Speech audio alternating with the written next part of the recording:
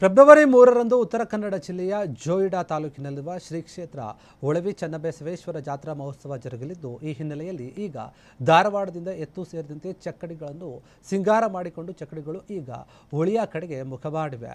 ಉತ್ತರ ಕನ್ನಡ ಜಿಲ್ಲೆಯ ದಟ್ಟ ಅಭಯಾರಣ್ಯದ ಮಧ್ಯೆ ನೆಲೆಸಿರುವಂತಹ ಜ್ಞಾನನಿಧಿ ಉಳವಿ ಚನ್ನಬಸವೇಶ್ವರ ಜಾತ್ರಾ ಮಹೋತ್ಸವಕ್ಕೆ ಇನ್ನೇನು ಕೆಲವು ದಿನಗಳು ಬಾಕಿ ಇದ್ದು, ಅನ್ನದಾತರು ತಮ್ಮ ಎತ್ತಿನ ಚಕ್ಕಡಿಯನ್ನು ಕಟ್ಟಿಕೊಂಡು ಹೋಗ್ತಾ ಇದ್ದಾರೆ, ಸಂಭ್ರಮಿಸ್ತಾ ಇದ್ದಾರೆ. ಧಾರವಾಡದಲ್ಲಿ ಇದು ಕಂಡುಬಂತು. ಫೆಬ್ರವರಿ 3ರಂದು ಶ್ರೀ ಉಳವಿ ಚನ್ನಬಸವೇಶ್ವರ ಜಾತ್ರಾ ಮಹೋತ್ಸವ ಏನು ನಡೆಯುತ್ತೆ, ಅದಕ್ಕಾಗಿ ಇವರು ಹೋಗ್ತಾ ಇದ್ದಾರೆ. ಈ ಜಾತ್ರೆಗೆ ಧಾರವಾಡ, ಬೆಳಗಾವಿ ಸೇರಿದಂತೆ ಅನೇಕ ಜಿಲ್ಲೆಯ ರೈತರು ಎತ್ತು ಚಕ್ಕಡಿಗಳನ್ನು ತೆಗೆದುಕೊಂಡು ಹೋಗುವಂತಹ ಒಂದು ಸಂಪ್ರದಾಯವನ್ನು ಪಾಲಿಸಿಕೊಂಡು ಬರ್ತಾ ಇದ್ದಾರೆ ಅನೇಕ ವರ್ಷಗಳಿಂದ. ಈಗ ಅದನ್ನು ಈ ವರ್ಷವೂ ಕೂಡ ಮುಂದುವರಿಸಿಕೊಂಡು ಹೋಗ್ತಾ ಇದ್ದಾರೆ. ಧಾರವಾಡ ಜಿಲ್ಲೆ ಸೇರಿದಂತೆ ಧಾರವಾಡ ತಾಲೂಕಿನ ಅನೇಕ ಹಳ್ಳಿಗಳ ರೈತರು ಸೋಮವಾರ ಮತ್ತು ಎತ್ತಿನ ಗಾಡಿಗಳನ್ನು ಕಟ್ಟಿಕೊಂಡು ಮತ್ತು ಚಕ್ಕಡಿಗಳಿಗೆ ಸಿಂಗಾರವನ್ನು ಮಾಡಿಕೊಂಡು ಪ್ರಯಾಣವನ್ನು ಬೆಳೆಸಿದರು. ಮಾರ್ಗ ಮಧ್ಯೆ ಅಲ್ಲಲ್ಲಿ ವಾಸ್ತವ್ಯವನ್ನು ಮಾಡುತ್ತಾ ಎತ್ತುಗಳ ಒಂದು ದಣಿವರಿಸುತ್ತಾ ರೈತರು ಉಳವಿ ಕಡೆಗೆ ಹೋಗ್ತಾ ಇದ್ದಾರೆ. ಚನ್ನಬಸವೇಶ್ವರ ಜಾತ್ರಾ ಮಹೋತ್ಸವದಲ್ಲಿ ಪಾಲ್ಗೊಳ್ತಾರೆ.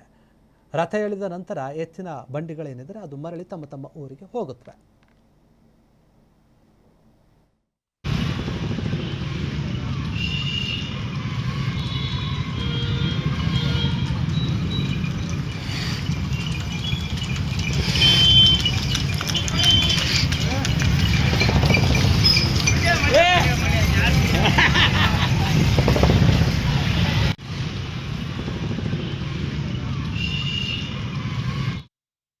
ಕ್ಷಣದ ಸುದ್ದಿಗಳಿಗಾಗಿ ಫ್ರೀಡಂ ಟಿವಿ ಸಬ್ಸ್ಕ್ರೈಬ್ ಮಾಡಿ, ಲೈಕ್ ಮಾಡಿ ಹಾಗೂ ಫಾಲೋ ಮಾಡಿ.